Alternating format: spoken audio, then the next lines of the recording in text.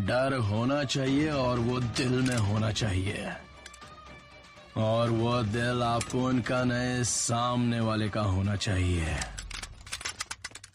May I come in?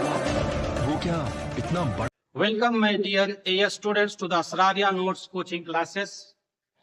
Today we are going to study the first VSQ question, which is going to be there in your upcoming board exam, intermediate public examination, March 2024, for the first intermediate botany students. Okay. So I am giving you 4 AS questions, 4 AS questions दे रहा हूं, जिसमें से एक gunshot आपके final board exam paper में रहेगा. What does ICPL stand for? What does ICPL stand for? I stand for International, C stand for Code of, B stand for Botanical, and L stand for Nomenclature. As you have already seen in my previous lecture regarding binomial nomenclature, that ICBN stands for International Code of Botanical Nomenclature. What does this ICBN do? ICBN gives guidelines, the rules and regulations for naming a newly identified plant with the scientific biological name, right? If it is animal, then ICZN, International Code of Zoological Nomenclature, right? They provide the guidelines for naming the newly identified animal. But here it is ICBN, International Code of Botanical Nomenclature, provides the guidelines for naming a newly identified plant with a universally accepted standard scientific or biological name. Done. Next question. Give the scientific name of mango. What is the scientific name of mango? Already we studied in the previous video, binomial nomenclature. The process of naming a newly identified plant with a universally accepted standard scientific or biological name consisting of 2 components, that is binomial. First word is genus, generic name. Second word is specific epithet, species, is known as binomial nomenclature. The scientific name of any plant consists of 2 components, right? Mangifera indica. The scientific name of mango is Mangifera indica. What is generic name? Generic name is Mangifera. And what is the specific epithet? Specific epithet is indica. What is the scientific name of mango? Mangifera indica is the scientific name of mango. Identify the generic name and specific epithet in it. The generic name will be Mangifera and specific epithet will be indica. Do not forget to underline the Mangifera and indica, the generic name and specific epithet separately, because as per the guidelines of ICBN, when the scientific name is handwritten, both the genus and species are separately underlined. Done. Ho gaya. Next question. Which is the largest botanical garden in the world? The largest botanical garden in the world is RBG. What is RBG? R for Royal, B for Botanical,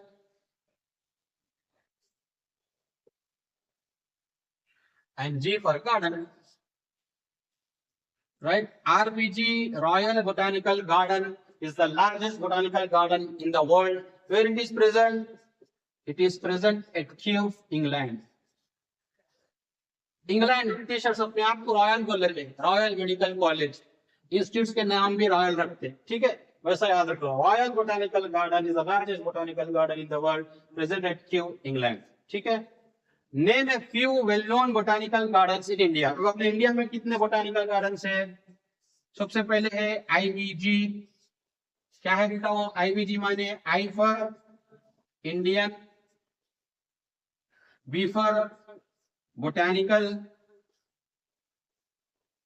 and G for garden. Indian botanical garden कहाँ पे है बेटा वो? Howrah, Kolkata, right.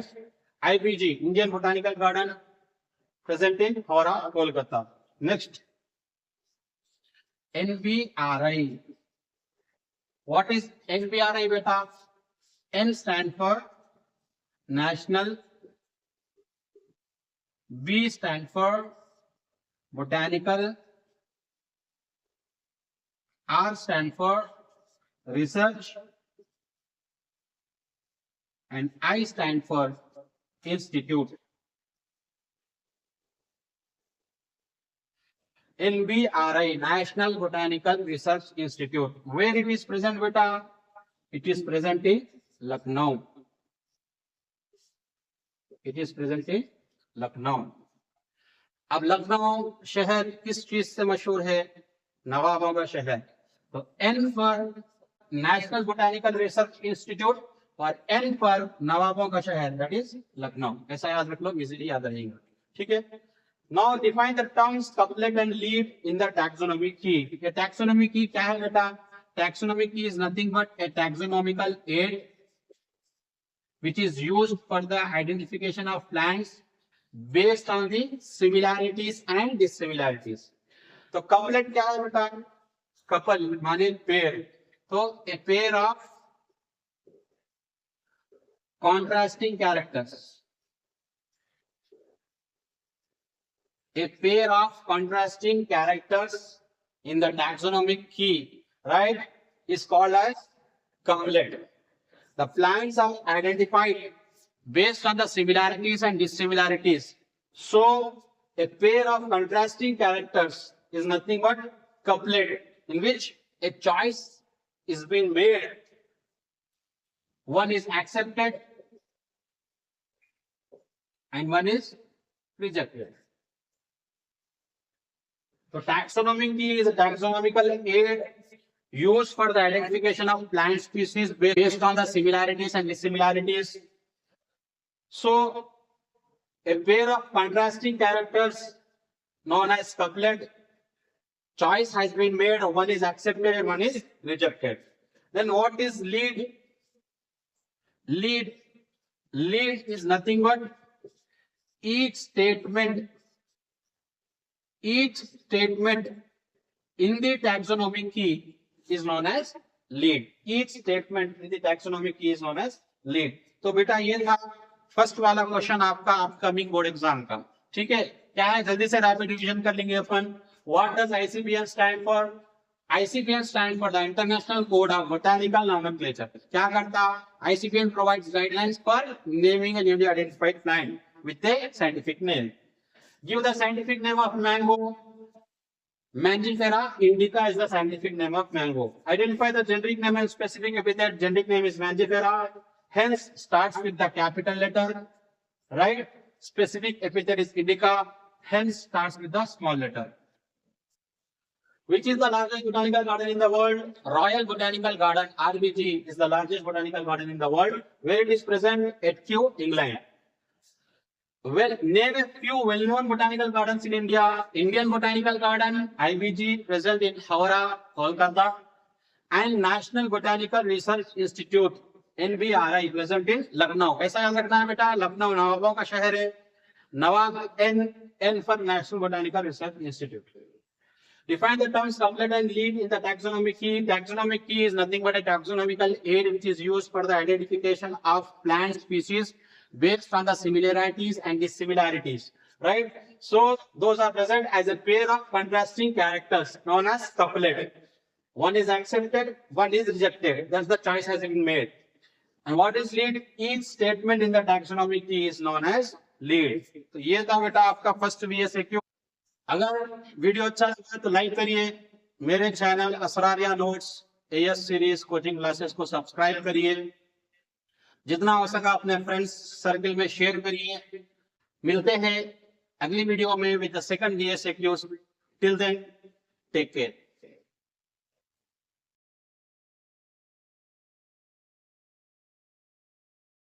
Welcome, my dear AS students. Out of these 4 AS questions, one question will be definitely there in the IP Junior Botany Board Examination. ठीक है, ये चारों में से कोई एक पक्का गनशॉट AS क्वेश्चन रहने वाला है. सेकंड क्वेश्चन चलिए पढ़ेंगे अपन कौन सा है. पहले वाला क्या दिया हमें, name 2 diseases caused by mycoplasma. Mycoplasmas, also known as aka PPLO,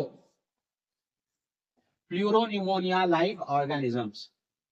अभी ये आईबी बोर्ड एग्जाम के लिए इंपॉर्टेंट नहीं है, लेकिन नीट यूजी एग्जाम में बहुत ज्यादा इंपॉर्टेंट है, क्वेश्चन आ सकता है. ठीक है, Mycoplasmas, also known as PPLO, pleuropneumonia like organisms, and they are the smallest living cell known till date. क्या है वो? स्मॉलेस्ट लिविंग सेल है माइकोप्लाज्मास. ठीक है, और वो लोग completely lacks the cell wall.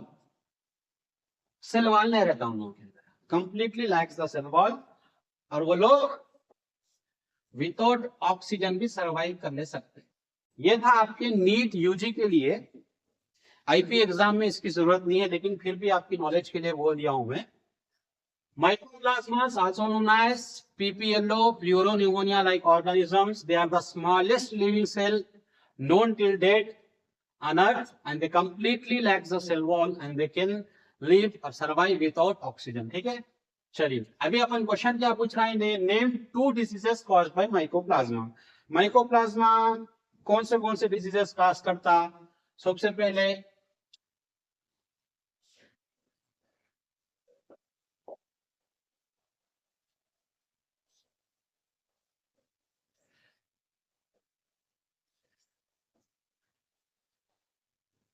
witch's broom in plants.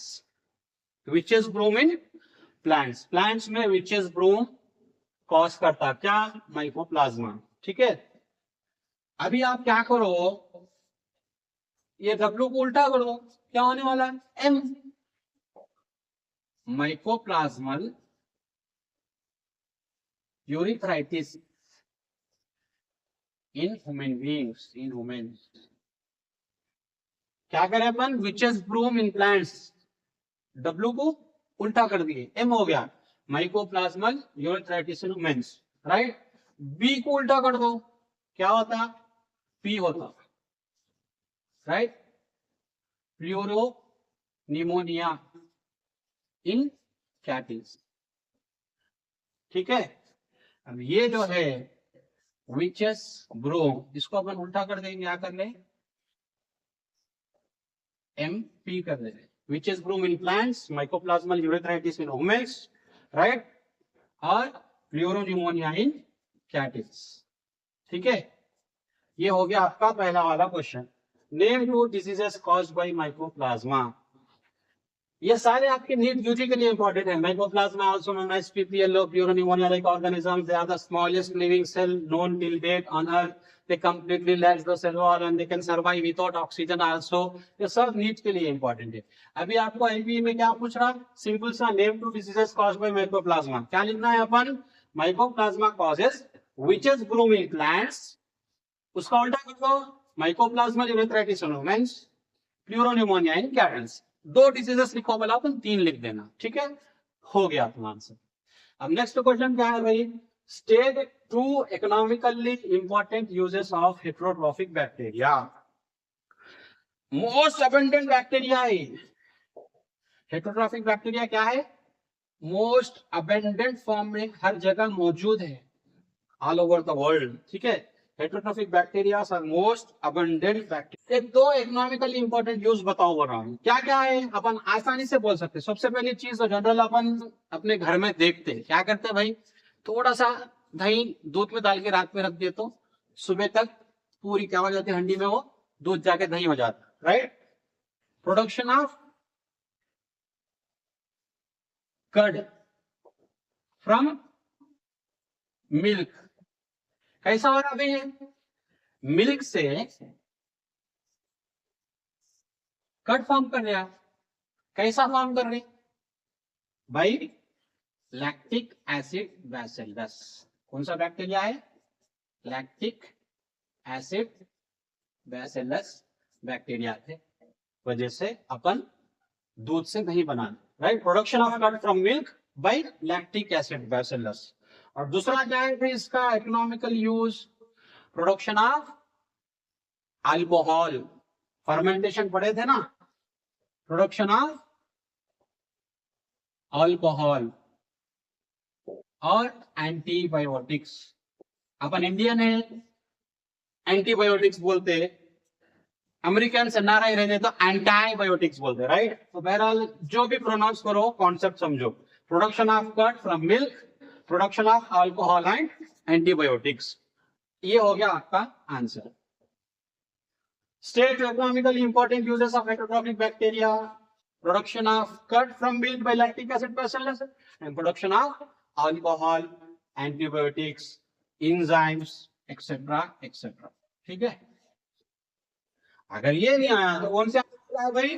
What do the terms phycobion and mycobion signify? क्या है भाई इसका मसला? अपने को मालूम, क्या मालूम? फाइको। फाइको माने क्या है? Algae, right. Phycology, logy means study, study of algae is known as phycology. अपने को ये भी मालूम है माइको, माइको माने क्या है? Fungi, right. Mycology, study of fungi is known as mycology. तो अपने को मालूम फाइको माने आल्गे, माइको माने फंगाई। तो ये क्या है मालूम है? लाइकेंस, एक ऐसा सिम्बायोटिक एसोसिएशन है जिसके अंदर आल्गे भी रहता और फंगाई भी रहता। सिम्बायोटिक एसोसिएशन माने, सिम्बायोसिस माने म्यूचुअलिज्म, एक दूसरे को सपोर्ट करते हुए रहना। आल्गे फंगाई को सपोर्ट करता, फंगाई आल्गे को सपोर्ट करता, राइट। इन्हें इसकी हेल्प कर रहा हूं, इन्हें इसकी हेल्प कर रहा हूं। That is what is symbiotic association. So lichen are the specialised symbiotic association consisting of algae and fungi. The algal component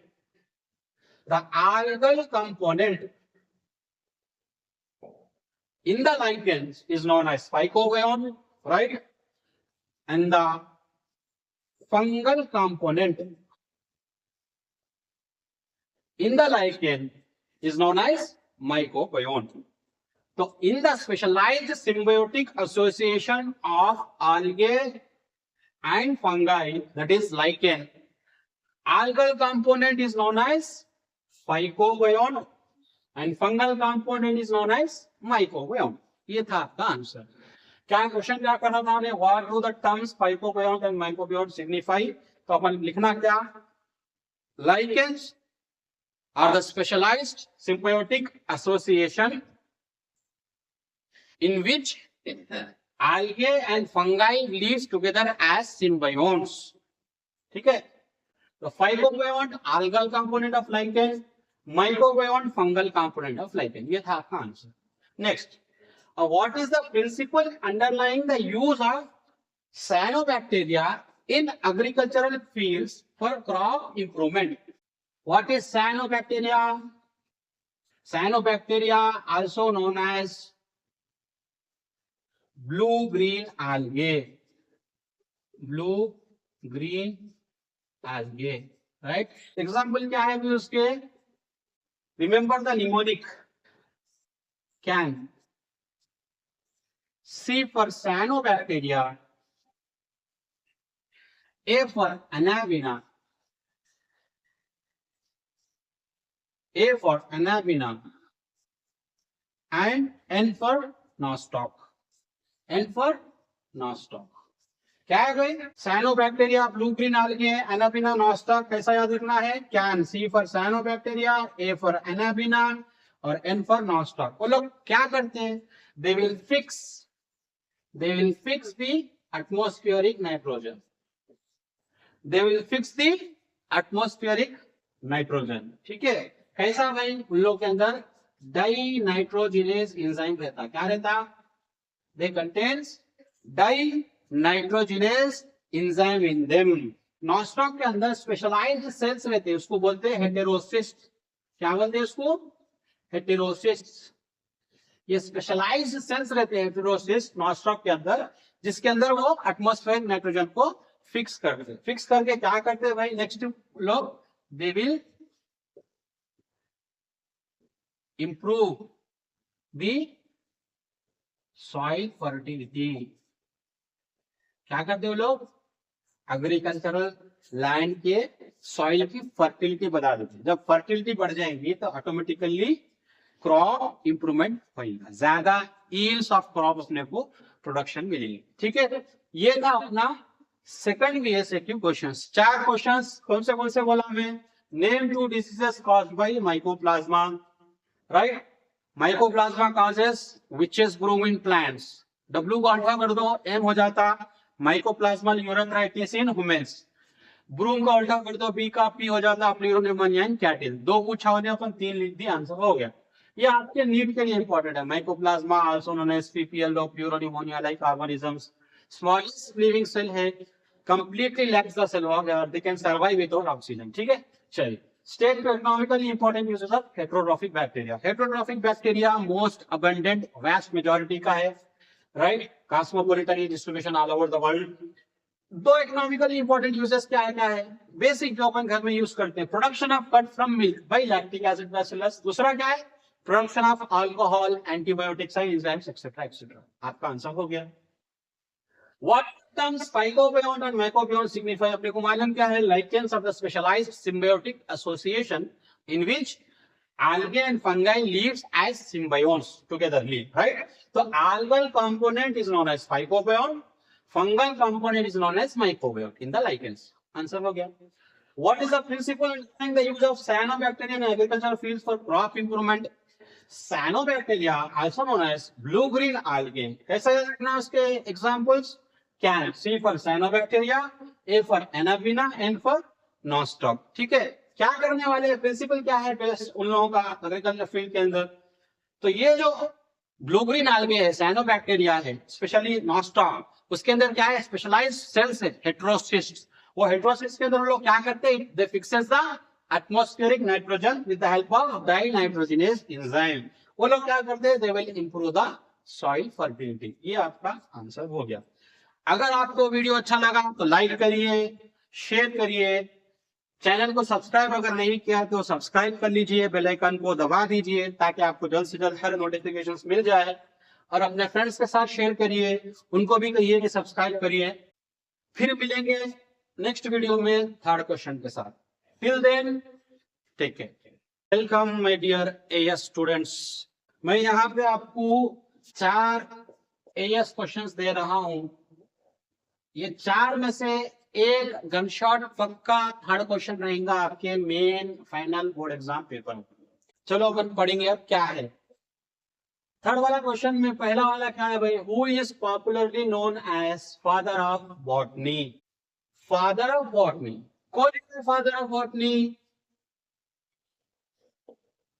Theophrastus. तो आपका आंसर क्या रहेगा? Theophrastus is popularly known as father of botany. अब what was the book written by him? कौन सी book है भाई? No लिखे सो।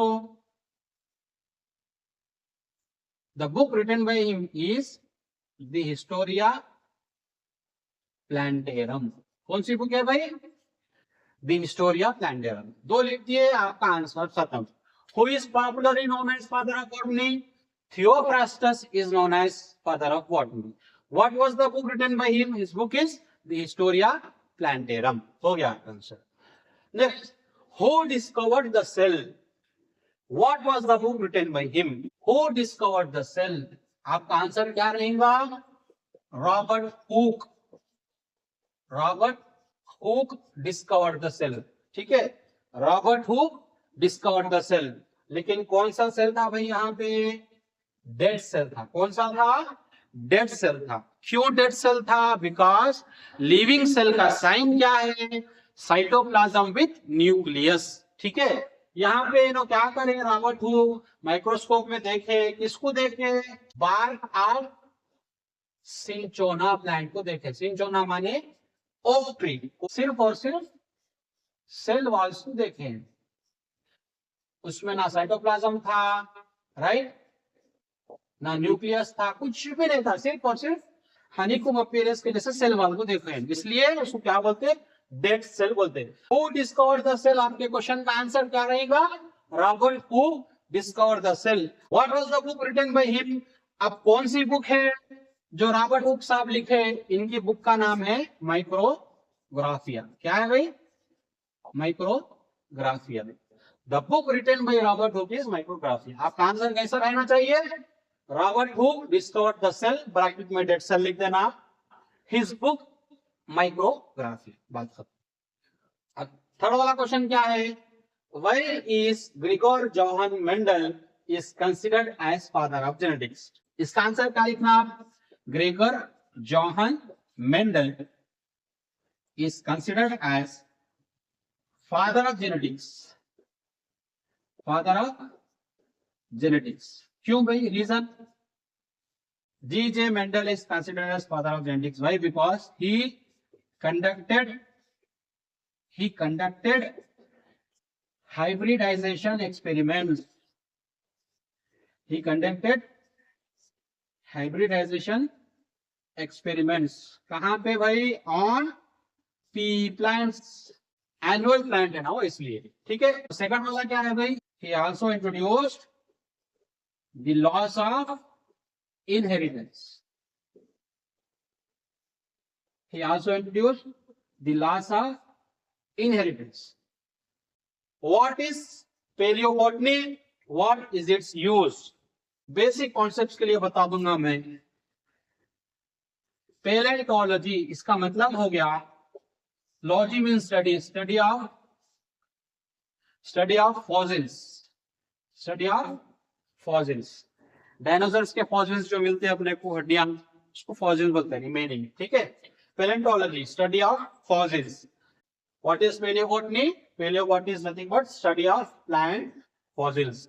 व्हाट इज इट्स यूज, अब इसका यूज क्या है, it helps in understanding the course of evolution. क्या है, it helps in understanding the course of evolution in plants. So what is paleobotany? Paleobotany is nothing but the science which deals with the study of plant fossils. What is its use? It helps in understanding the course of evolution. चलो फिर से एक rapid revision कर लेंगे अपन, 4 questions का है। Who is popularly known as father of botany? Theophorus. What was the book written by him? His book, The Historia Plantarum. Who discovered the cell? Robert Hooke discovered the cell, bracket में dead cell.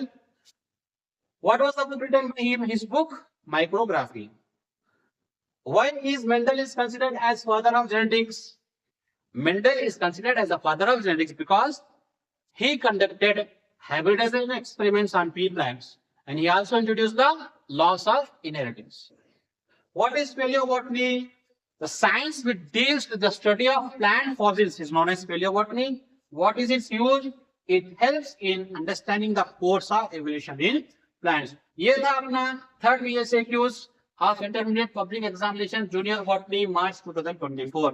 इंशाल्लाह ये 4 questions में से एक question gun shot पक्का रहेगा board exam paper में। Video अच्छी लगी तो लाइक करिए, शेयर करिए, कमेंट करिए। चैनल को सब्सक्राइब नहीं किया तो असरार या नोट्स कोचिंग क्लासेस चैनल को सब्सक्राइब करिए, अपने दोस्तों को शेयर करिए। फिर मिलेंगे अपन नेक्स्ट वीडियो में 4th VSA के क्वेश्चन के साथ। Till then take care my dear AS students. Today we are going to study about the 4th very short answer questions of junior botany intermediate public examination March 2024।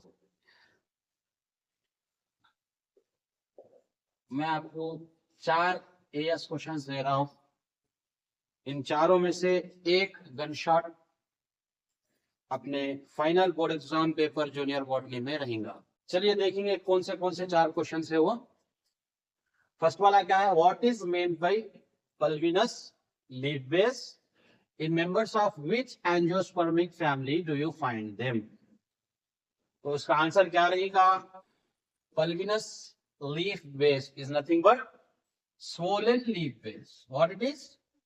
Swollen leaf base. क्यों है base swollen वो? It is a modification to facilitate growth independent movements. अभी उसको exam में लिखने की जरूरत नहीं है, लेकिन नीट यूजी के लिए इंपॉर्टेंट, ठीक है. Pulvinous leaf base is nothing but swollen leaf base. इतना लिख दिए, आईपीई में काफी है. नेक्स्ट पार्ट ऑफ क्वेश्चन क्या है? In members of which angiospermic family do you find them? Legume plants में अपने को मिलता हो. लेग्यूम प्लांट्स माने लेग्यूमिनेसी और फैबेसी. तो पहला वाला क्वेश्चन हो गया, what is meant by pulvinus leaf base? Pulvinous leaf base is nothing but swollen leaf base. It is a modification to facilitate growth independent movements. And in members of which angiospermic family do you find them? We can find pulvinous leaf base in legume plants, that is leguminaceae family or fabaceae family. हो गया अपना answer. अब next question देखेंगे, what is the morphology of the cup-like structure in the Cyathium? In which family it is found?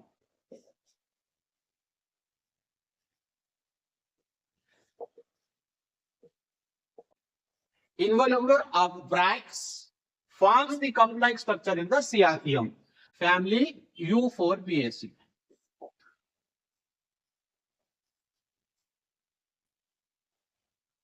ये हो गया आपका answer. What is the morphology of the cup-like structure in the Cyathium? In Cyathium, involucre of bracts forms the cup-like structure. It is found in which family? U4Baceae family. आपका answer हो गया. What is the next question then? Which organ is modified to trap insects in the insectivorous plants? Give 2 examples. तो इसका answer क्या रहेगा? Which organ भाई? Leaves. कौन से organs? Leaves.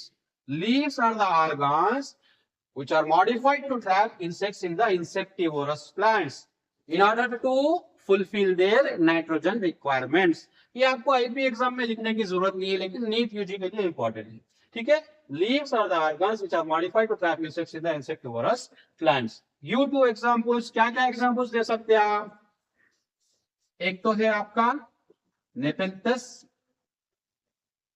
राइट. दूसरा है आपका डायोनिया, ठीक है. नेपेंथस को क्या बोलते हैं अपन? पिक्चर प्लांट बोलते हैं. और डायोनिया को क्या बोलते हैं? वीनस फ्लाई बोलते हैं. ये हो गया आपका थर्ड आंसर. अब फोर्थ वाला क्वेश्चन क्या है? Differentiate actinomorphic from zygomorphic flowers, ठीक है. अब अपन देखेंगे यहाँ पे क्या मसला है. एक्टिनोमॉर्फिक फ्लावर्स, जाइगोमॉर्फिक फ्लावर्स, क्या डिफरेंशिएशन है?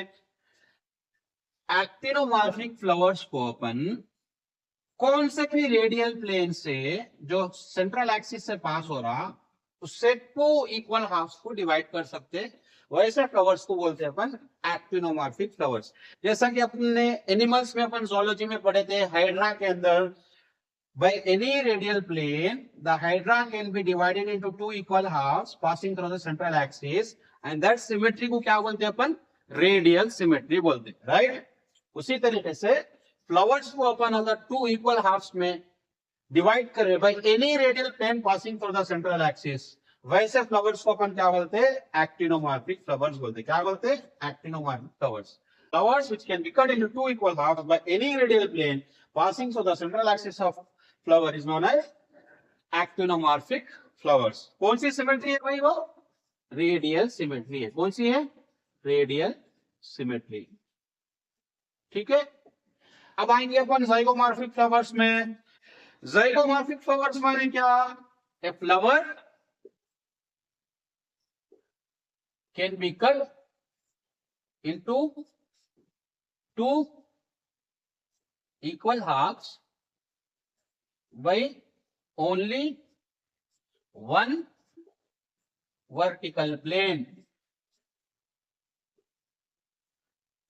कौन सी सिमेट्री हो गई भाई? ये बाइलैटरल सिमेट्री हो गई. कौन सी सिमेट्री हो गई? Bilateral symmetry. अपन एनिमल्स ज़ूलॉजी में जैसा पढ़े, फिशेस को राइट। अपन मैमल्स को, ह्यूमन बीइंग्स को कैसा सिमेट्री रहती है? अपनी बायलैटरल सिमेट्री रहती है। अपने को सिर्फ और सिर्फ एक मिड सजेटल एक्सिस वर्टिकल प्लेन से कट करेंगे तो अपने टू इक्वल हाफ्स होंगे। ठीक है, देखिए अभी बाइलैटरल सिमेट्री। तो वैसे फ्लावर्स को बोलेंगे अपन zygomorphic flowers. Actinomorphic flowers, flower can be cut into two equal halves by any radial plane passing through the central axis of the flower are called as actinomorphic flowers.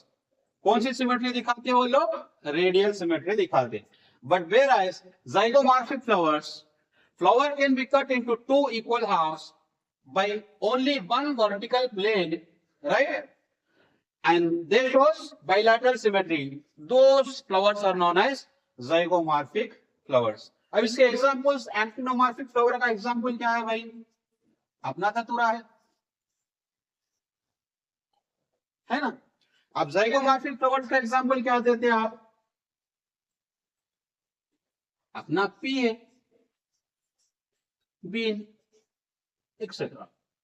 तो ये था आपका fourth very short answer question VSAQ of the Junior Botany Intermediate Public Examination March 2024. Out of these 4 questions, one question will definitely be there in the final board exam. ठीक है, चलो rapid revision कर लेंगे अपन। What is mean by polymorphous leaf base, swollen leaf base? In members of this angiospermic family, do you find them Fabaceae family or Fabaceae family? What is the morphology of the complex structure in the Cyathium? Involucre of bracts forms the complex structure in the Cyathium. In which family it is found? It is found in Euphorbiaceae family. Which organ is modified to trap insects in the insectivore of plants? Leaves. Give two examples: Stephanthus pitcher plant, Dionaea venusflori. And the last one, differentiate actinomorphic from zygomorphic flowers.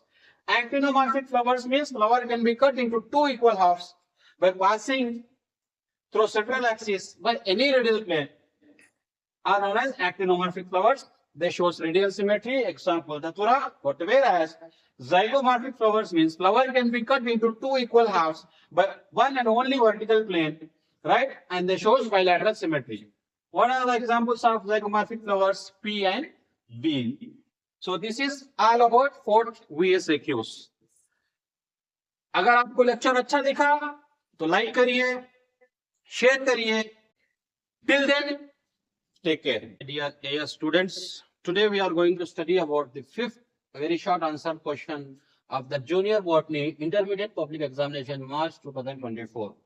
Now here I am going to give you 4 AS questions. आपको मैं 4 AS questions दे रहा हूं, out of which one will be definitely there in the final board exam paper. चारों में से एक gun shot definite question रहेगा आपके फाइनल बोर्ड एग्जाम पेपर में। ठीक है, चलिए देखेंगे 5th VSAQ में कौन सा क्वेश्चन है। What is made by epipetalous condition? Give an example. अब इसका आंसर क्या रहेगा? एपी माने ऊपर, पेटल माने पेटल्स, राइट? कोरोला जो बोलते हैं अपन फ्लावर्स को। Epipetalous condition means stamens are attached to the petals. Give an example. अब इसके एग्जाम्पल क्या दे सकते हैं आप? ब्रिंजाल, धतूरा, राइट? तो याद कैसा रखिए आप? बीडी, बीडी जलाइले, राइट? तो बीडी, बीडी के पत्ते पे कैसा रहता? तंबाकू चिपके हुआ रहता। सिमिलरली पेटल्स पे स्टेमन्स चिपके हुए। Epipetalous condition means stamens are attached to the petals. Example brinjal and datura. ये हो गया आपका आंसर। नेक्स्ट क्वेश्चन क्या है? Define placentation. What type of placentation is found in dianthus? ठीक, the mode of arrangement of ovules in an ovary is called as placentation. Define placentation. The mode of arrangement of ovules in an ovary of a flower is known as placentation. Next part क्या है question का? What type of placentation is found in Dianthus? अभी आप कैसा याद रखेंगे? Placentation in Dianthus is free central placentation.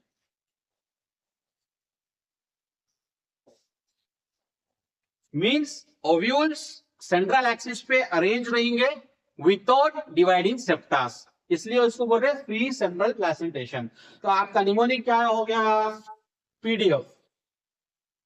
जो आप बड़ी शिद्दत से अपने टीचर्स और लेक्चरर से मांग, सर वीडियो का लेक्चर का पीडीएफ मिल जाएगा, नोट्स का पीडीएफ मिल जाएगा, उसी तरीके से याद रख लो PDF. P for placentation, D for dianthus, कौन सा है भाई? Free central placentation. तो define placentation, the mode of arrangement of ovules in an ovary of a flower is known as placentation. Placentation in dianthus is free central placentation. ये आपका answer. Next, what is mean by parthenocarpic fruit? Fruit कैसा develop होता भाई? Fertilisation of ovary होने के बाद ही fruit develop होता है ना। लेकिन पार्थिनोकार्पिक फ्रूट एक ऐसा फ्रूट है, a fruit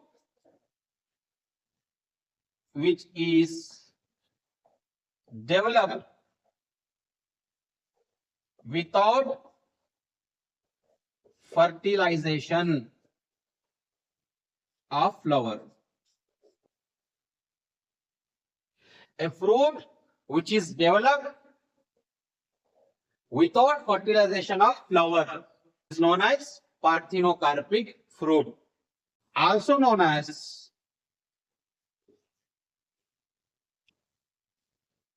virgin fruit.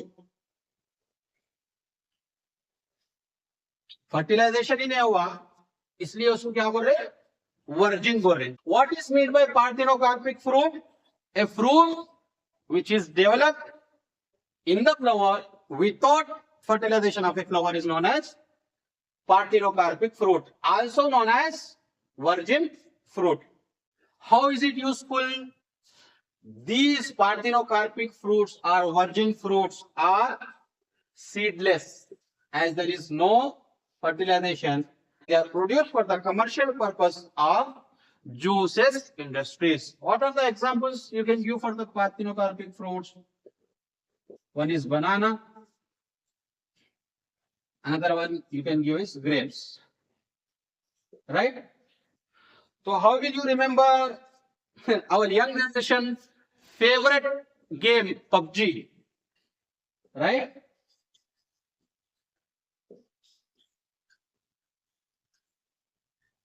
Instead of U के जगह V ले लो, ठीक है? Parthenocarpic fruit P, virgin fruit V, U के जगह V ले लो। अब remaining V for banana and G for grapes. तो PUBG याद रख लेंगे आप, तो पार्थिनोकार्पिक फ्रूट याद रख लेंगे, ठीक है? चलिए next, what is the fourth question? Name A plant that has single fruit developing from an entire inflorescence. Pineapple, अनानास सटाइवस, राइट, एंड जैकफ्रूट। जो खन्नस बोलते थे, बड़ा मीठा है। Pineapple and jackfruit has a single fruit developing from an entire inflorescence. What is such a fruit called as? वैसे fruit को क्या बोलते हैं अपन? कंपोजिट फ्रूट और कंपाउंड फ्रूट बोलते हैं। क्या बोलते हैं? कंपोजिट फ्रूट और कंपाउंड फ्रूट, ठीक है? तो ये था अपना फिफ्थ वाला क्वेश्चन। रैपिड रिवीजन कर लेंगे जल्दी से। What is meant by epipetalous condition? Stamens are attached to the petals. Epipetalous condition. Give an example. Brinjal, धतूरा, बीड़ी में जैसा बीड़ी के पत्ते पे तंबाकू चिपक के रहता, सिमिलरली वैसे ही पेटल्स पे स्टेमन्स चिपक के रहते हैं, ऐसा याद रख लो, ठीक है? एग्जाम पॉइंट ऑफ व्यू के लिए। Define placentation. The mode of arrangement of ovules in an ovary of a flower is known as placentation. What type of placentation is found in dianthus? Placentation in dianthus is free central placentation. Mnemonic is PDF. What is meant by parthenocarpic fruit? A fruit which is developed in a flower of a plant without fertilization is called as parthenocarpic fruit, also known as virgin fruit, right? These fruits are seedless and they are produced for the commercial purposes of juices industries. Examples, banana and grapes. The mnemonic is PUBG, right? U के जगह V लगा दो, हो जाएगा। Name a plant that has single fruit developing from an entire inflorescence. Entire inflorescence will become a single fruit in the plants, pineapple and jackfruit. And such a fruit is called as composite or compound fruit. अगर आपको video अच्छी लगी तो like करिए, share करिए, मेरे channel Asrania notes AS series coaching classes को subscribe करिए, बेल आइकन को दबाइए ताकि आपको नोटिफिकेशंस इंस्टेंटली मिल सके और आप वीडियोस को सुन सके, देख सके, कुछ लर्न कर सके. Till then take care. Welcome my dear AS students. Now we are going to study about the sixth very short answer question of the Junior Botany Intermediate Public Examination March 2024. 4 AS questions दे रहा हूं जिसमें से एक gun shot definitely आपके final board exam paper में 6th number का question रहेगा. ठीक है, चलिए अपन देखेंगे अभी क्या है questions. What is geocarpy? Name the plant that exhibits this phenomenon. Geo means land or soil, right? The process of formation and development of fruit inside the soil is called as geocarpy. Name the plant that exhibits this phenomenon. This phenomenon is exhibited by Arachis hypogaea, means groundnut. अपनी फली sneakers में जो रहती नहीं, तो groundnut. The process of formation and development of fruit inside the soil is known as geocarpy. Arachis hypogaea, groundnut, exhibits this phenomenon. आपका answer हो गया. नेक्स्ट क्वेश्चन क्या है? What is natural system of plant classification? Name the scientist who followed it. Natural system of plant classification माने ऐसा plant classification जो कि natural relationships और मॉर्फोलॉजिकल कैरेक्टर्स पे बेस्ड है. The process of plant classification based on the natural relationships and morphological characters of the plants is called as natural system of plant classification. Right? Name the scientists who followed it. D. Condole and Bentham and Hooker. कौन से थे? D. Condole, Bentham and Hooker are the scientists who followed it. आपका answer हो गया. अब next question आएगा. Give the technical description of anthers of Allium cepa. अब ये एलियम सेपा कौन सी फैमिली से बिलोंग करता है भाई? Allium cepa is nothing but onion, Liliaceae family. Anthers of Allium cepa अपने आबिद भाई को याद कर लेना. कौन से भाई को? आबिद भाई को. राइट. अब उसका क्या है मसला? Anthers A of Allium cepa, A, दो A हो गए, A square. Anthers of Allium cepa, A square, are basifixed, B for basifixed, I for inrows, and D for dithecous. कितने थीका है भाई? 2 थीका है. दिख रहा है यहाँ पे. ये है आपका स्टेमन और ये है आपके एंथर. एंथर कितने थीका है भाई? 2 थीका है. तो डाइथीकस. राइट. और उसका डिहेसेंस कैसा है? डिहेसेंस लॉन्गिट्यूडनल है. कैसा है भाई? लॉन्गिट्यूडनल डिहेसेंस है. Liliaceae L for longitudinal dehiscence. ये था आपका answer. Give the technical description of anthers of Allium cepa. Allium cepa is nothing but onion, belongs to which family? Liliaceae family. Anthers कैसा है भाई? आप इनको याद कर लेना. किसको याद कर लेना? आप इनको याद कर लेना. A square. Anthers of Allium cepa are B for basifixed, I for inrods and D for diathecus. और उसका डिहेसेंस कैसा है? डिहेसेंस इज लॉन्गिट्यूडनल डिहेसेंस. तो लिलिएसी का एंड्रोशियम कैसा याद रखना भाई? अपन आबिद, आबिद कैसा 6 stamens 3 + 3 डन। अपने थे ये आबिद भाई एलियम सेपा। अब नेक्स्ट क्वेश्चन आएंगे अपन, क्या है भाई next question, give the technical description of ovary in solanum nigrum. अब ये सोलानम नाइग्रम कौन से फैमिली से बिलोंग करता है, सोलेनेसी। कौन से फैमिली से बिलोंग करता भाई, सोलेनेसी, ठीक है। अब इसका आंसर अगर समझना है, ovary means female reproductive organ of the flower, ठीक है।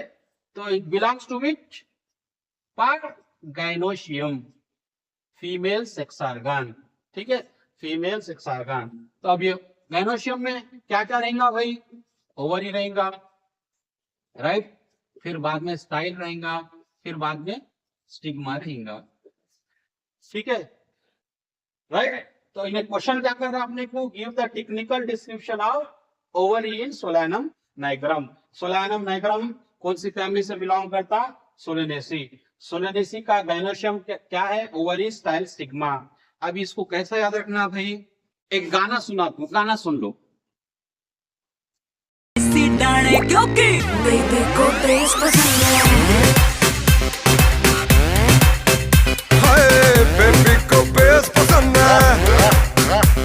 तो सुन लिया भाई गाना, क्या था भाई, बेबी को बेस पसंद है, क्या था वो, बेबी को बेस पसंद है, राइट है। अब ये बेबी कौन है बोले तो आबिद के बेबी है, आबिद के बेबी को बेस पसंद है, डन। अब इसका क्या है, technical description of ovary in solanum nigrum क्या करना है, बेबी, बी फॉर बेबी, और ये बी फॉर क्या आने वाला है, बाइकार्पेलरी। अब बेबी को बेस पसंद है, और एक बी फॉर क्या आने वाला है, बाइलॉक्यूलर।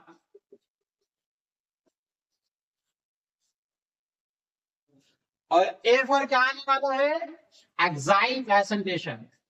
कौन सा प्लेसेंटेशन, एक्साइल प्लेसेंटेशन। और एस से क्या आने वाला है, सिनकार्पस।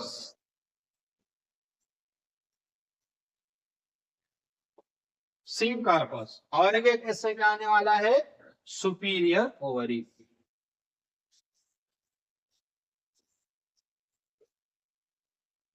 क्या है भाई, सुपीरियर ओवरी, ठीक है। अब ये ओवरी इन सोलानम नाइग्रम का डिस्क्रिप्शन, टेक्निकल डिस्क्रिप्शन कैसा रहेगा अपना, ओवरी कैसी है भाई, बेबी बाइकार्पेलरी को base bilocular with axile presentation, syncarpous and superior ovary. तो ये था आपका technical description of ovary in solanum nigrum. अब यहाँ पे आपकी ओवरी हो गई, फिर स्टाइल कैसा है, स्टिग्मा कैसा है, स्टाइल और स्टिग्मा कैसा है, राइट। स्टाइल टर्मिनल है और स्टिग्मा कैसा है, कैपिटेट है, और कौन सा है वो भी 45 डिग्री ऑब्लिक। क्या है, 45 डिग्री ऑब्लिक। तो ये आपका 6th BSQ क्वेश्चन था, junior botany intermediate public examination March 2024 का। एक बार अपन रैपिड रिवीजन कर लेंगे। What is geocarpy, the process, the phenomenon of formation and production of fruit inside the soil, geo means soil, is known as geocarpy. Name the plant that exhibits the phenomenon, Arachis hypogaea, groundnut. What is natural system of plant classification? The plant classification based on the natural relationships and morphological characters is natural system of plant classification. Name the scientists who followed it. कौन से scientist है भाई, D. Candolle, Bentham and Hooker. चलो, give the technical description of anthers of Allium cepa. क्या है भाई, Allium cepa onion belongs to the Liliaceae family. क्या याद रखना है अपने को, आबिद याद रखना है, Allium cepa. Anthers of Allium cepa are basifixed, I for introse, D for dithecous, and the longitudinal dehiscence. Done. Give the technical description of ovary in Solanum nigram. Baby को base पसंद है, right? B for bicarpellary, baby, base, B for bilocular, A for exact presentation, S for syncarpus and S for superior ovary. Style कैसा है? Terminal है, stigma कैपिटेट है और obliquely 45 degree पे arrange है। तो ये था अपना 6th VSLU क्वेश्चन। अगर आपको वीडियो अच्छी लगी तो लाइक करिए, शेयर करिए और मेरे चैनल असरार या notes AS series coaching classes को सब्सक्राइब करिए, अपने फ्रेंड्स के साथ शेयर करिए, उन्हें भी कहिए कि सब्सक्राइब करें। टिल देन अपन नेक्स्ट वीडियो में मिलेंगे 7th VSLU के साथ। Take care. Yes, students. Now we are going to study about the 7th very short answer question of the Junior Botany Intermediate Public Examination March 2024. Now I am going to give you 4 AS questions, out of which one will definitely be there in your final board exam paper. 4 AS questions दे रहा हूँ जिसमें से एक gunshot पक्का आपके final board exam paper में आएगा, 7th question वाला। ठीक है, चलिए देखेंगे क्या है। What does S refer in a 70S and 80S ribosomes? ठीक है, अब इसका आंसर क्या है भाई? 70S राइबोसोम कहाँ पे मिलते हैं अपने को? प्रोकैरियोट्स में मिलते हैं। कहाँ पे मिलते हैं? प्रोकैरियोट्स में, जैसा कि बैक्टीरिया। ठीक है, और 80S राइबोसोम्स कहाँ पे मिलते हैं अपने को? यूकैरियोट्स में मिलते हैं। कहाँ पे मिलते हैं? यूकैरियोट्स, जैसा कि प्लांट सेल और एनिमल सेल। ठीक है, done. 70S ribosomes are found in prokaryotes. 80S ribosomes are found in eukaryotes. And what does this S refer in a 70S or 80S ribosomes? S refers to sedimentation coefficient. What does S refer to? Sedimentation coefficient. S refers to the sedimentation coefficient, which is indirectly a measure of density and size of ribosomes, and it is measured in which unit? Swedberg unit. चलो, हो गया आपका answer. Next question, what is the function of a polysome? Poly माने many, right? Poly माने many, some माने ribosomes. कौन से ribosomes भाई? 70S के राइबोसोम्स। 70S के राइबोसोम्स कैसे रहते हैं भाई? 70S के राइबोसोम्स, एक लार्जर यूनिट रहता, एक स्मॉलर यूनिट रहता, राइट? कैसा रहता? Larger unit 50S, smaller unit 30S, और इन दोनों को बाइंड करके कौन रख रहा भाई? Magnesium ion, right? ये वाला 70S राइबोसोम्स एक mRNA पे मल्टीपल राइबोसोम्स रहते हैं, and they form a chain. And they form a chain. This is called as polysome.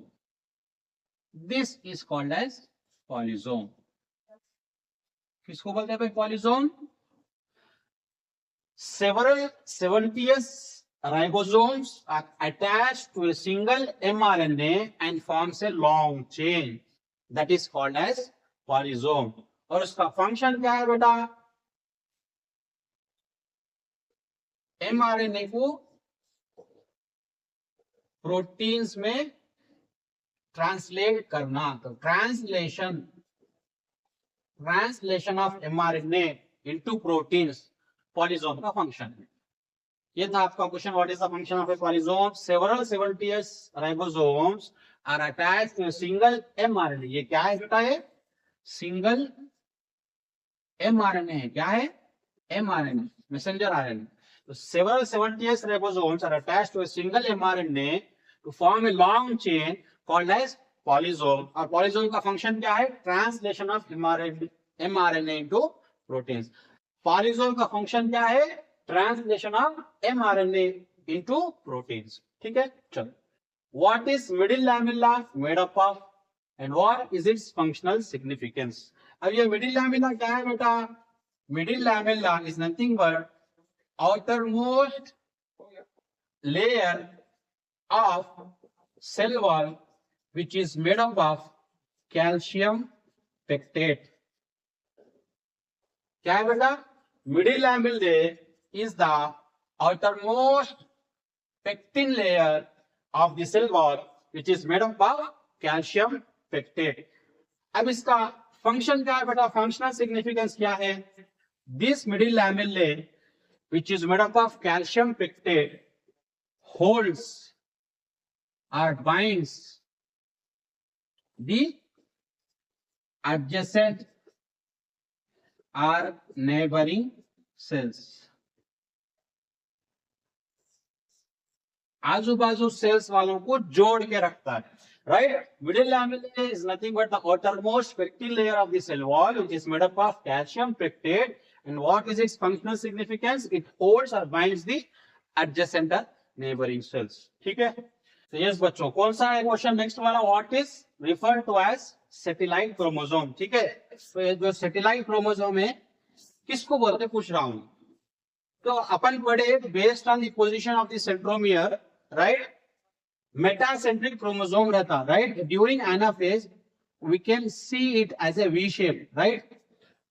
It present here centromere in the center, which divides the chromosome into two equal arms so that we can see it as in the form of V shape during anaphase. तो अपन यहाँ पे अगर metacentric chromosome को उतार लेंगे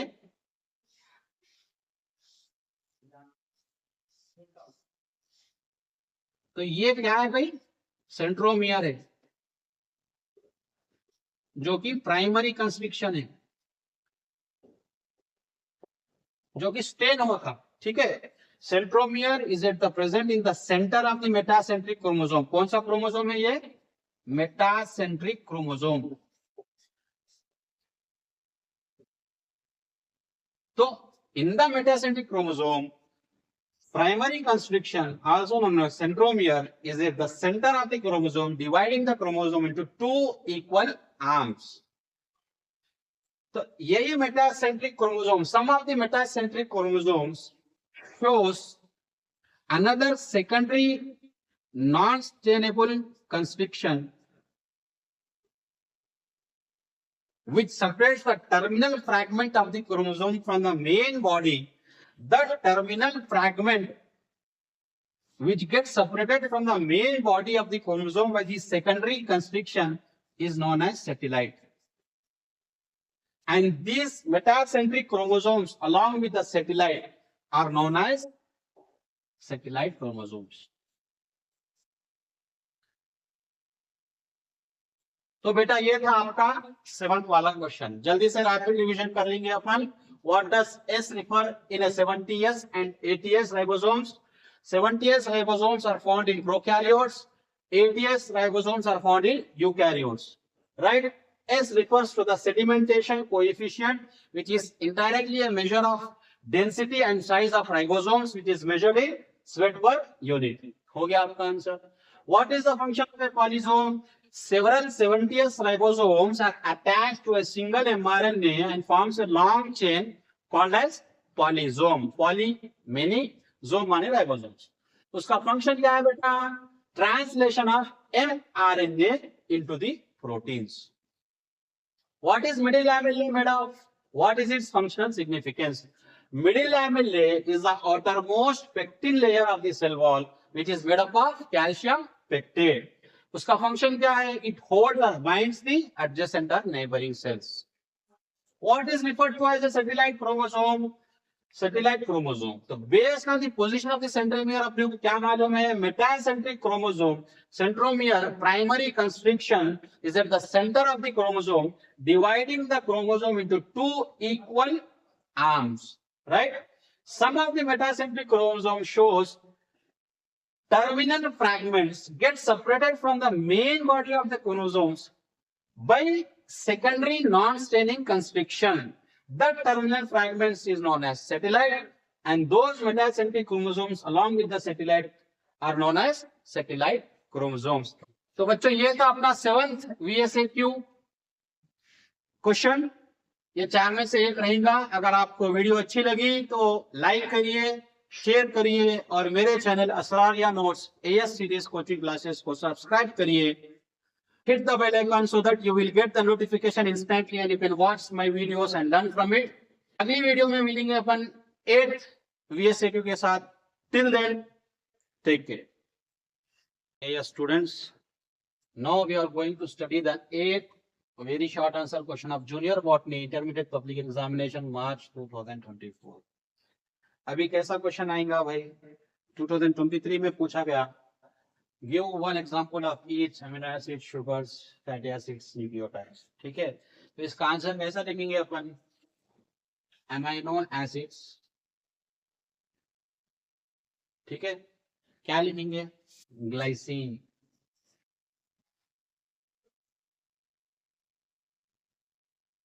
right, glutamic acid,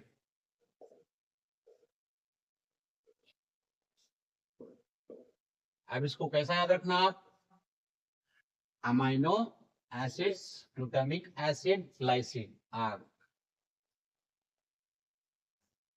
अनुमानिक का है ना कुछ, आग लगा दिया, राइट। उसी तरीके से याद रख लो exam point of view. Amino acids, glycine, glutamic acid, आग, ठीक है। अभी आ जाएंगे sugars. Sugars nothing but carbohydrates. अगर किसी को डायबिटीज मिलिटस हो गया, शुगर पेशेंट जैसा बोलते हैं अपन, तो क्या होता है उन लोग को ज्यादातर यूरिन पास होता, पॉलीयूरिया, और यूरिन में ग्लूकोज चले जाते, ठीक है। तो यूरिन कैसा फिल्टर होता? ग्लोमेरुलर फिल्ट्रेशन रेट किडनीज में होता है ना, JFR, वैसा आप JFR निमोनिक याद रखो। G for glucose, F for fructose and R for ribose. G for glucose, F for fructose, R for ribose. Glomerular filtration rate की जैसा GFR निमोनिक याद रख लो, आसानी से याद रख जाएगा एग्जाम पॉइंट ऑफ व्यू, ठीक है। अभी आ जाएंगे फैटी एसिड्स, ठीक है। तो क्या हो जाएगा भाई fatty acids? Linoleic acid, linolenic acid, fall, FALL, fatty acid, linoleic acid, linolenic acid. Mnemonic क्या है? फाल। अब न्यूक्लियोटाइड्स जो कि अपने डीएनए में रहते हैं, ठीक है। न्यूक्लियोटाइड्स N क्या है भाई? Adenylic acid, guanylic acid,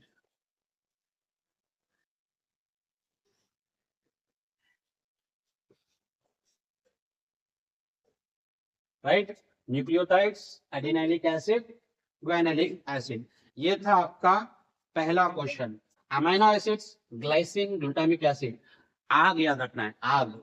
sugars, sugar patient को यूरिन ज्यादा जाता है, यूरिन कैसा फिल्टर होता है किडनीज में? GFR से फिल्टर होता है वैसा। Glucose, fructose, ribose, GFR।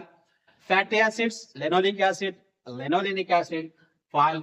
Nucleotides, नाग, adenylic acid and guanylic acid. अभी इसके अंदर कैसा रहेगा? पील्ड पोटैटो में कौन सा पॉलीसाइक्राइड है जो अपने को मालूम है? Starch, right. Exoskeleton of cockroach के अंदर कौन सा पॉलीसैकेराइड है? ये आपको प्रीवियसली 2022 या 2023 के नीट में पूछा गया सो क्वेश्चन है। Exoskeleton of cockroach consist of chitin, right. Exoskeleton of cockroach consist of chitin, ठीक है। और फंगाई का सेल वॉल भी काइटिन कंटेन करता। अब यहाँ पे आ जाएगा लिवर। लिवर में क्या रहता भाई? ग्लाइकोजन रहता। क्या रहता? ग्लाइकोजन। अब इसको कैसे याद रखेंगे? L for liver, G for glycogen. अपना LG गैस हो, LG रेफ्रिजरेटर हो, जो भी हो, ठीक है। प्लांट्स में आएगा तो उससे स्टार्च कहेंगे पॉलीसैकेराइड को, और अगर एनिमल्स में आएगा तो उसको ग्लाइकोजन कहेंगे। अब रहा कॉटन फाइबर, डबल T आ रहा है इसमें, ठीक है। तो इसमें क्या रहेगा? सेलुलोज रहेगा। C for cotton, C for cellulose, double T आ रहा, डबल L आ रहा। ऐसा याद रख लो, इजी वे में आपका आंसर हो जाएगा। प्रोटीन, P फॉर प्रोटीन, कौन सा बॉन्ड रहेगा भाई? P फॉर पेप्टाइड बॉन्ड रहेगा। कौन सा रहेगा? P फॉर प्रोटीन और P फॉर पेप्टाइड बॉन्ड रहेगा। अब यहाँ आ जाएंगे पॉलीसैकेराइड। पॉलीसैकेराइड में LY आ रहा, तो यहाँ पे कौन सा बॉन्ड रहेगा भाई? ग्लाइकोसाइडिक बॉन्ड रहेगा। कौन सा बॉन्ड रहेगा? ग्लाइकोसाइडिक, LY आ रहा, ठीक है। अब आ गए यहाँ पे फैट। फैट में कौन सा बॉन्ड रहेगा भाई? ईस्टर बॉन्ड रहेगा। कौन सा रहेगा? Ester bond. तो FASTER निमोनिक कैसा याद रख लेना आप? फास्टर। ठीक है। तो प्रोटीन में पेप्टाइड बॉन्ड, पॉलीसैकेराइड में ग्लाइकोसाइडिक बॉन्ड, फैट में ईस्टर बॉन्ड फास्टर। और रहा आपका वाटर, तो वाटर का फार्मूला क्या है? H2O। तो उसके अंदर कौन सा बॉन्ड रहेगा भाई? बेसिकली H, हाइड्रोजन बॉन्ड रहेगा। क्या रहेगा? H2O। तो क्या रहेगा भाई? हाइड्रोजन बॉन्ड रहेगा। ठीक है, ये रहेगा आपका 8th क्वेश्चन इंशाल्लाह।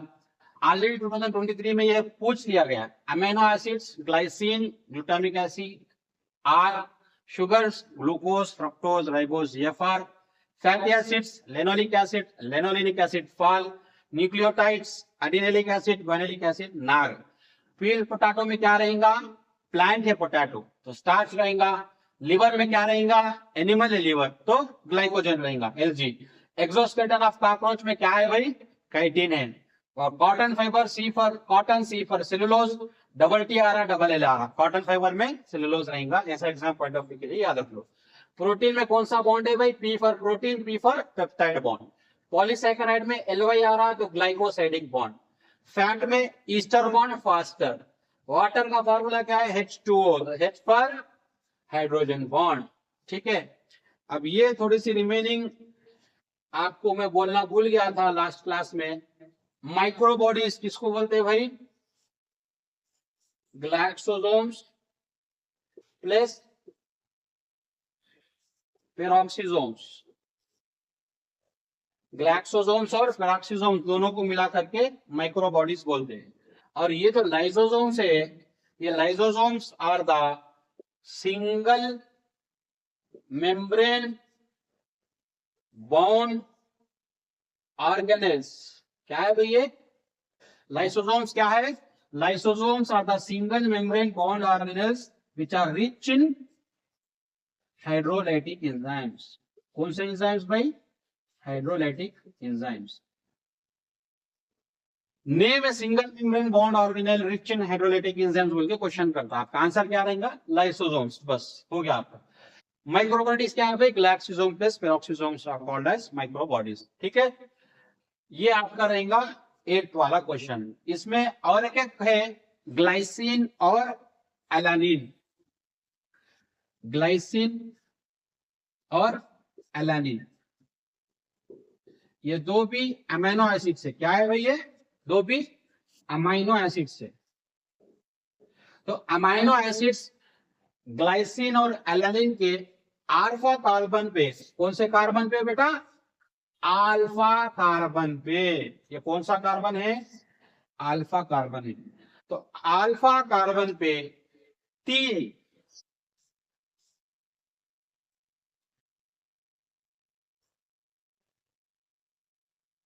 ठीक है, 3 कंपोनेंट्स, 3 सब्स्टिट्यूएंट्स सेम रहते हैं। क्या रहते हैं वो?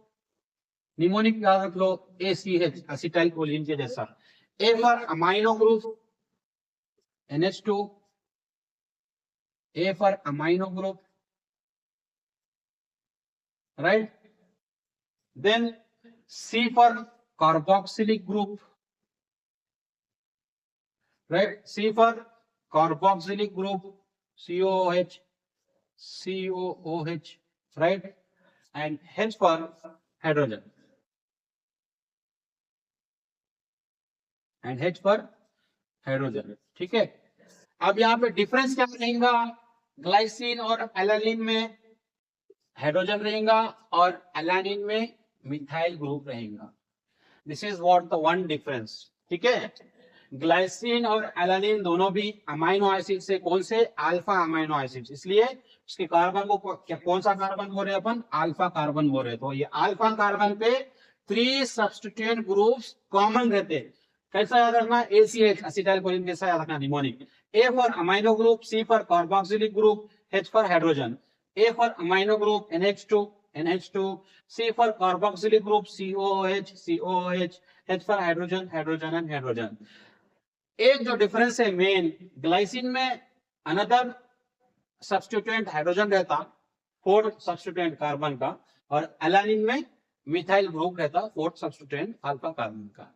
So this is what about 8 VSA की question of junior botany IP March 2024। अगर आपको वीडियो अच्छी लगी तो लाइक करिए, शेयर करिए, आपका फीडबैक कमेंट बॉक्स में लिखिए और अपने फ्रेंड्स को भी कहिए कि मेरे channel Asraria notes coaching classes को सब्सक्राइब करें, वीडियोस देखें, सीखें, लर्न करें, लाइक करें, शेयर करिए और hit the bell icon so that आपको नोटिफिकेशन जल्द से जल्द मिल जाए और आप मेरे वीडियोस को लाइक करें। मिलते हैं अगली वीडियो में 9th very short answer question के साथ। तब तक के लिए take care. Dear students, now we are going to study the 9th very short answer question of the Junior Botany Intermediate Public Examination March 2024। अभी मैं आप लोगों को 4 AS क्वेश्चंस दे रहा हूं जिसमें से एक आपके फाइनल बोर्ड एग्जाम पेपर में आएगा। चलिए देखेंगे अपन कौन से हैं। 9th वाला, फर्स्ट वाला क्या है? Given that the average duplication time of E. coli is 20 minutes. How much time will 2 E. coli cells take to become 32 cells? चलिए आप क्वेश्चन अच्छे से रीड करिए। देखिए एवरेज डुप्लीकेशन टाइम हो रहा है E. coli, ये E. coli एक है, एक का 2 हो रहा, राइट? कितने टाइम में हो रहा है? 20 मिनट्स में। कितने मिनट्स में? 20 मिनट्स में। How much time will 2 E. coli cells take to become 32 cells? अब उन्हें क्या हो रहा? अब ये जो 1 से 2 हुए, राइट? तो अब कितना टाइम लगेगा 2 E. coli 32 बनने के लिए? पूछ रहा हूं। तो 2 E. coli will become 4, 4 E. coli will become 8, 8 E. coli will become 16 and 16 E. coli will become 32। Average time कितना है बेटा? 20 मिनट्स दिया उन्हें, राइट? तो यहाँ पे 20, यहाँ पे 20, यहाँ पे 20 और यहाँ पे 20। तो क्वेश्चन क्या हो रहा है? How much time will 2 E. coli cells take to become 32 cells? एक E. coli के बारे में नहीं बोल रहा उन्हें, कितने? 2 E. coli के बारे में बोल रहा। तो आप ये फर्स्ट का 20 मिनट्स काउंट नहीं करेंगे। 20 plus 20 plus 20 plus 20 nothing but 80 minutes. तो आपका आंसर क्या रहेगा बेटा? 80 मिनट्स रहेगा। अब नेक्स्ट क्वेश्चन क्या है? If a tissue has at a given time 1024 cells, how many cycles of mitosis had the original parental single cell undergone? Question क्या कराना है? एक सिंगल पैरेंटल सेल है जो कि माइटोसिस अंडर का नाम। Mitosis is nothing but equivalent division of a single parental cell into 2 daughter cells, right? तो ये आपका माइटोसिस है। क्या है? ये आपका माइटोसिस है। एक सेल जाकर के कितने सेल हो रहे? 2 सेल हो रहे, राइट? ये आपका फर्स्ट डिवीजन है। फिर वही 2 सेल जाकर के कितने होते हैं भाई? 4 सेल होते हैं, राइट? ये आपका सेकंड माइटोटिक डिवीजन है। How many cycle? Second cycle है ये। तो यहाँ पे क्या हो रहा? 1 से 2 हो रहे, 2 से 4 हो रहे, 4 से 8 हो रहे, 8 से 16 हो रहे, 16 से 32 हो रहे, 32 से 64 हो रहे, 64 से 128 हो रहे, 128 से 256 हो रहे, 256 से 512 हो रहे, 512 से 1024 हो रहे। अब यहाँ पे अपन काउंट करेंगे कितने साइकिल्स हो रहे? 1 2 3 4 5 6 7 8 9 10। तो टोटल कितने साइकिल्स हो रहे? 10 साइकिल्स हो रहे। कितने साइकिल्स? तो आपका आंसर क्या रहेगा बेटा? 10 cycles of mitosis is taking place from one single parent cell to become 1024 cells। आपका मैथमेटिकल फॉर्मूला रहता है 2 to the power of n is equal to जो टारगेट दिया है, क्या दिया? 1024।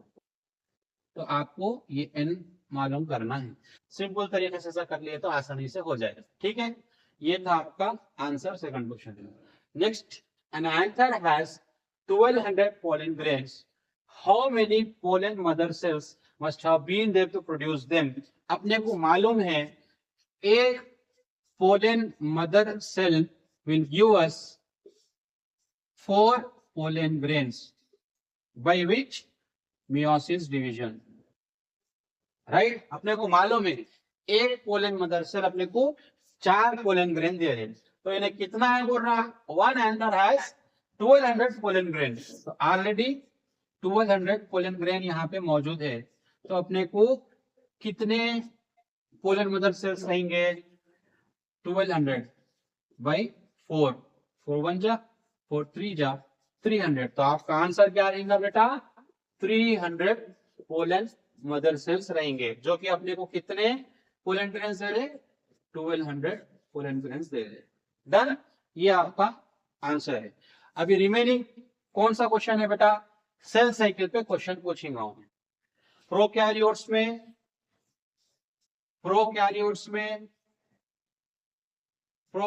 में सिर्फ 20 मिनट्स की है, प्रोकैरियोट्स में सिर्फ 20 मिनट्स की है, और यूकैरियोट्स में 24 आवर्स की है, 3 to 24 आवर्स की है। तो यहां पे आपका सेल साइकिल में सेल डिवीजन सिर्फ 1 आवर है, तो आपका रिमेनिंग रेस्टिंग फेज 15 आवर का है।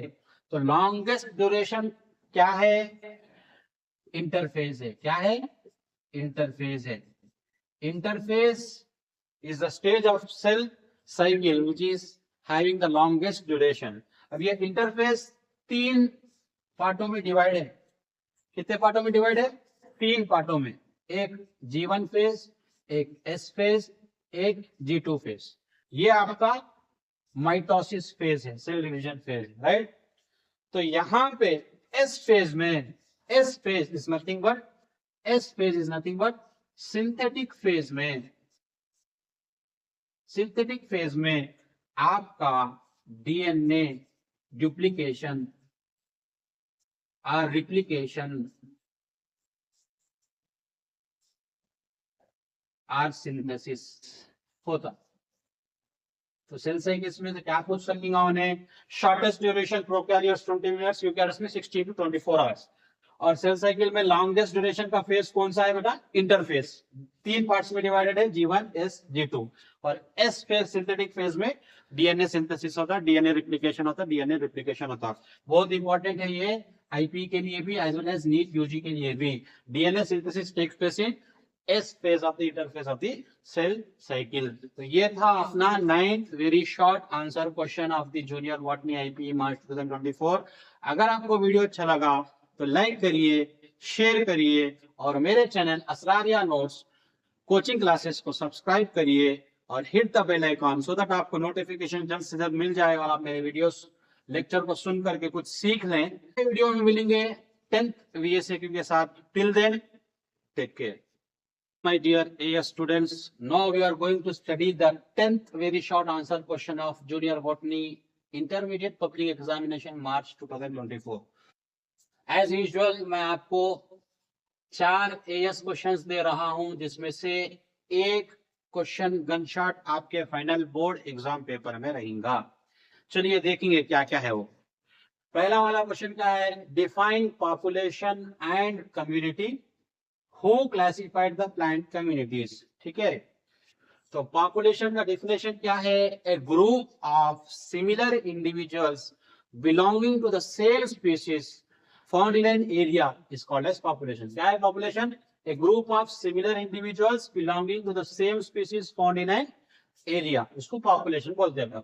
कम्युनिटी किसको बोलते हैं भाई? An assemblage of several populations।